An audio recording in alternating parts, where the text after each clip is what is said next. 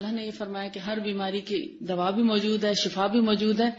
لیکن دنیا والے ابھی تک کہتے ہیں نا، جن جن بیماریوں میں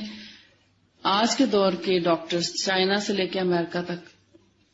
کہ اس کا کوئی علاج نہیں ہے، اس میں زیادہ تر شیطانی عمل دخل ہوتا ہے۔ جہاں مریض کو لا علاج قرار دیتے ہیں وہ اب ڈاکٹرز کے بس کی بات نہیں رہتی، اب آپ کو اللہ کے کلام کی طرف اور اللہ کے رسول کے طریقے کی طرف رجوع کرنا چاہیے،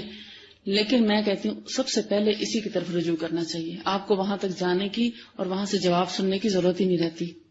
اللہ تعالیٰ پہلے ہی سب چیزیں درست کر دیتا ہے، کیونکہ جس نے پیدا کیا اس جسم کو وہ اس کو ٹھیک کرنا جانتا ہے۔ بعض اوقات آپ دیکھیں دعائیں کر کے ہی لوگ ٹھیک ہو جاتے ہیں۔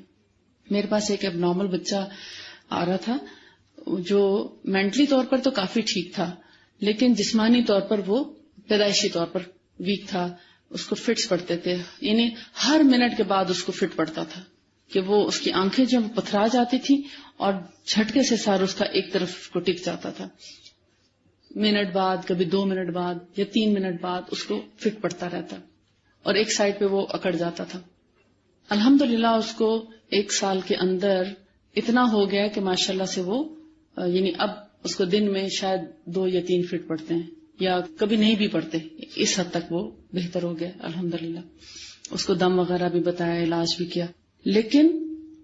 ابھی وہ ماشاءاللہ چلنا بھی شروع ہو گیا، لیکن پکڑ گئے۔ ابھی جب اس کے نانا نانی حج پر گئے تو انہوں نے اسپیشلی اس کے لیے دعائیں کی، تو جتنا عرصہ 1 سال کا گزر چکا تھا اس کے علاج میں، اس دوران گریجولی فرق پڑ رہا تھا الحمدللہ، اس میں کوئی شک نہیں، مگر جو انہوں نے وہاں جا کے اسپیشلی دعائیں کی اور خوب روئے اور اللہ سے جیسے کہتے ہیں نا گریہ زاری کی کہ یا اللہ ہمارے اس نواسے کو مکمل طور پر صحت یاب کر دے، تو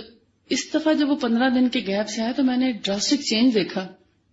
اس کی لک بھی چینج ہو چکی تھی۔ یہ نہیں ہوتا نا ایک بچہ جب جس کو مسلسل فٹ پڑ رہے ہوں تو آپ دیکھتے ہیں کہ ان کی شکلوں میں ایک خاص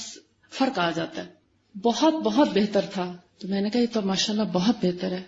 تو اس نے بتایا کہ انہوں نے خاص طور پر اس کے لیے بہت دعائیں کی وہاں جا کے، اللہ کے گھر جا کے۔ تب دیکھیں کہ حالانکہ دوا کرانا بھی سنت ہے، علاج کرانا بھی سنت ہے، مگر دعا سب پہ سبقت لے جاتی ہے، اس لیے دعا اور دم کا سہارا نہ چھوڑیں۔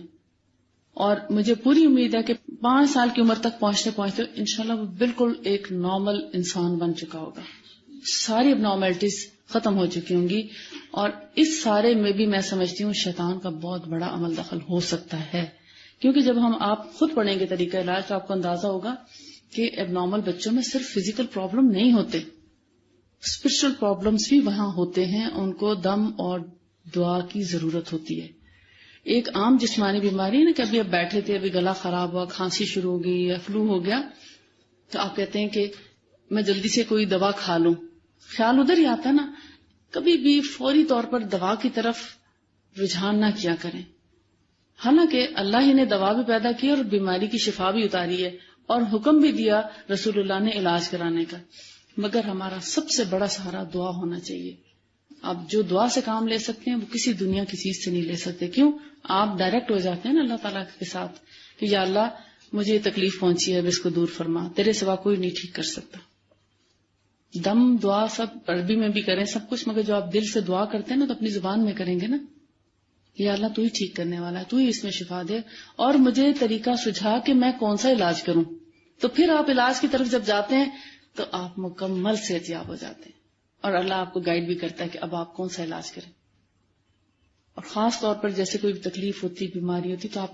بے شک استخارہ کر کے ڈاکٹر کی طرف چلیں، یا صلاۃ حاجت پڑھ کر چلیں کہ اللہ تعالیٰ آپ کی رہنمائی فرمائیں۔ شفاء صدور فاض وعطر كل لسان